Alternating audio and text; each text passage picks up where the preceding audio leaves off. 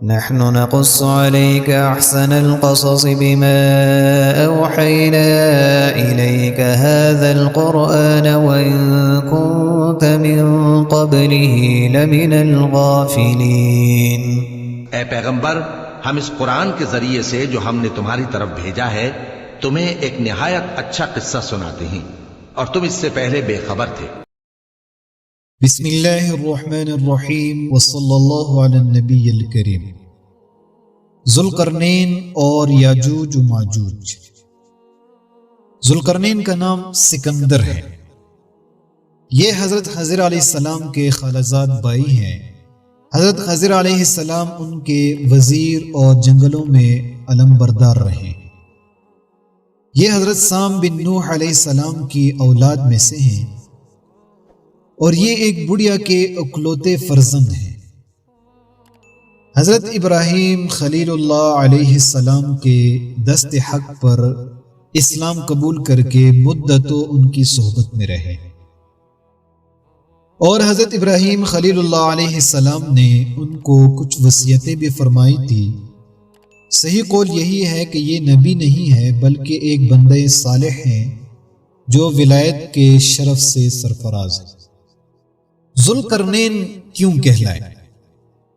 ان کو ذوالقرنین کہنے کی وجہ، حضور علیہ السلام نے فرمایا کہ یہ ذوالقرنین دو سینگوں والے کے لقب سے اس لیے مشہور ہو گئے کہ انہوں نے دنیا کے دو سینگوں یعنی دونوں کناروں کا چکر لگایا، اور بعض کا قول یہ ہے کہ ان کے دور میں لوگوں کے دو قرن ختم ہو گئے۔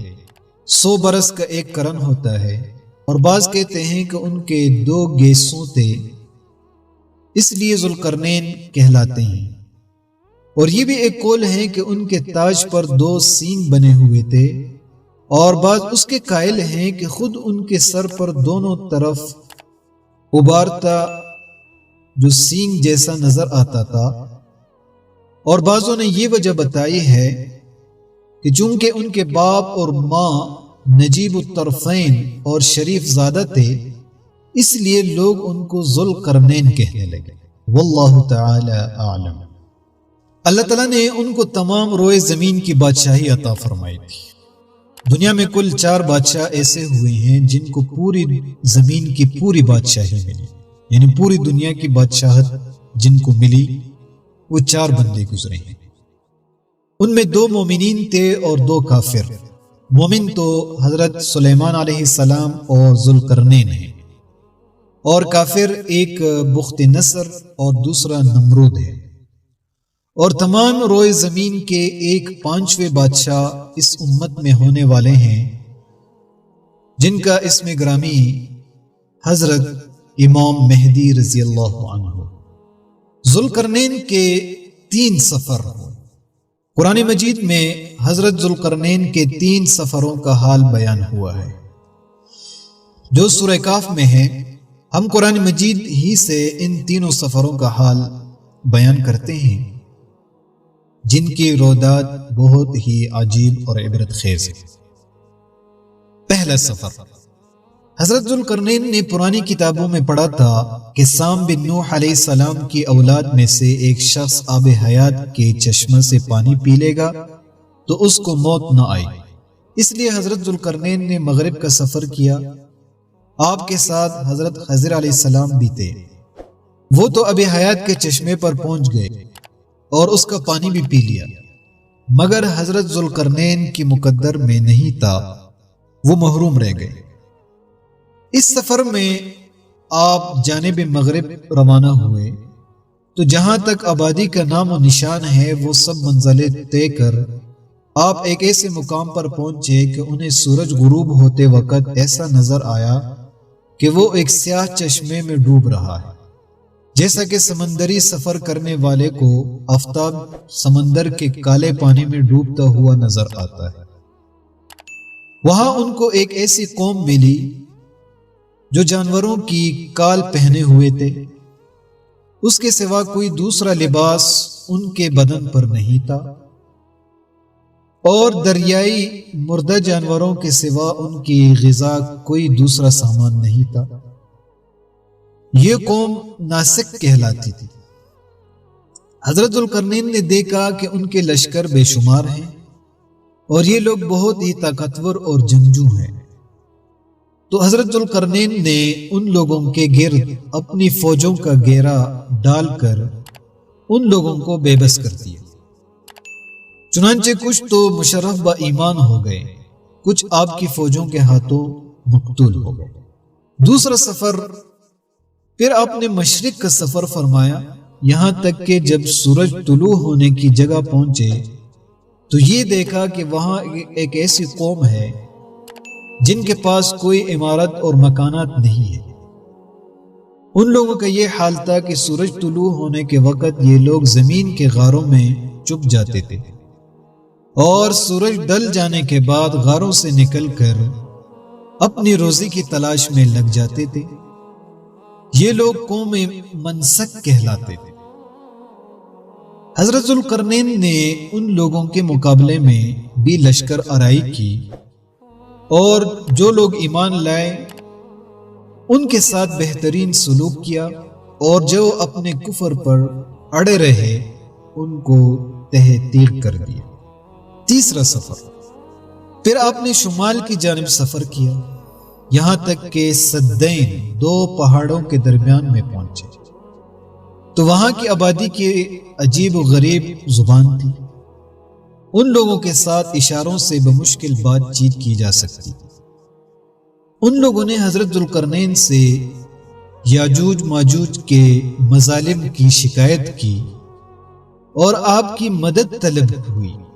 یاجوج ماجوج، ناظرین، یاجوج ماجوج یہ یافس بن نوح علیہ السلام کی اولاد میں سے ایک فسادی گروہ ہے، اور ان لوگوں کی تعداد بہت ہی زیادہ ہے۔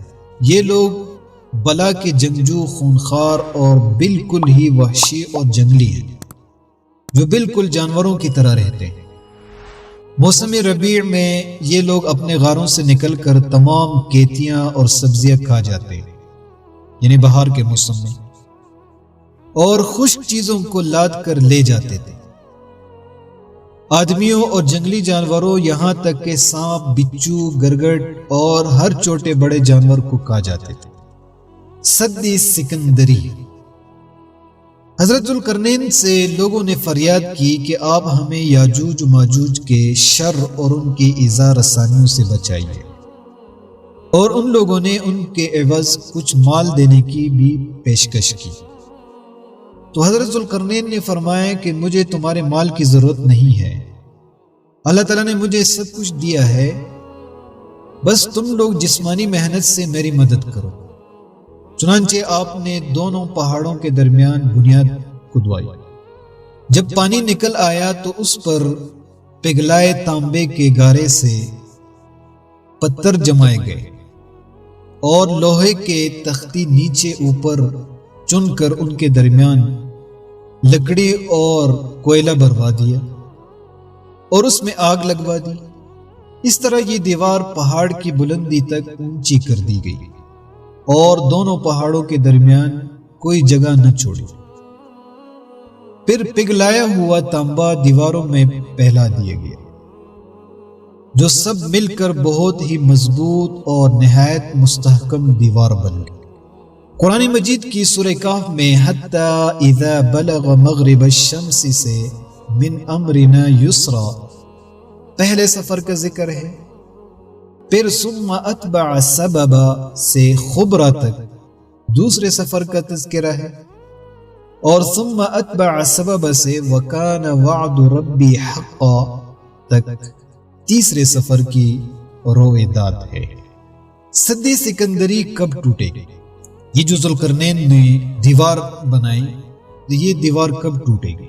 حدیث شریف میں ہے کہ یاجوج ماجوج روزانہ اس دیوار کو توڑتے ہیں، اور دن بھر جب محنت کرتے کرتے اس کو توڑنے کے قریب ہو جاتے ہیں تو ان میں سے کوئی کہتا ہے کہ اب چلو باقی کو کل توڑ ڈالیں گے۔ دوسرے دن جب وہ لوگ آتے ہیں تو خدا کے حکم سے وہ دیوار پہلے سے بھی زیادہ مضبوط ہو جاتی ہے۔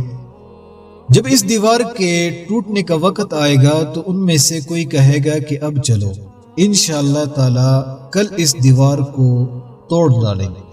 ان لوگوں کے انشاءاللہ تعالیٰ کہنے کی برکت سے اور اس کلمہ کا یہ ثمرہ ہوگا کہ دوسرے دن یہ دیوار ٹوٹ جائے گی۔ یہ قیامت قریب ہونے کا وقت ہوگا۔ دیوار ٹوٹنے کے بعد یاجوج و ماجوج نکل پڑیں گے اور زمین میں ہر طرف فتنہ و فساد اور قتل و غارت کریں گے، چشموں اور تالابوں کا پانی پی ڈالیں گے اور جانوروں اور درختوں کو کاٹ ڈالیں گے، زمین پر ہر جگہوں میں پھیل جائیں گے، مگر مکہ مکرمہ و مدینہ طیبہ و بیت المقدس ان تینوں شہروں میں یہ داخل نہ ہو سکے۔ پھر حضرت عیسیٰ علیہ السلام کی دعا سے ان لوگوں کے گردنوں میں کیڑے پیدا ہو جائیں گے اور یہ سب لوگ ہلاک ہو جائیں گے۔ قرآن مجید میں ہے حَتَّى إِذَا فُتِحَتْ يَأْجُوجُ وَمَأْجُوجُ وَهُمْ مِنْ كُلِّ حَدَبٍ يَنْسِلُونَ، یہاں تک کہ جب کھولے جائیں گے یاجوج و ماجوج اور وہ ہر بلندی سے دلکتے ہوں گے۔ واللہ تعالی اعلم بالصواب۔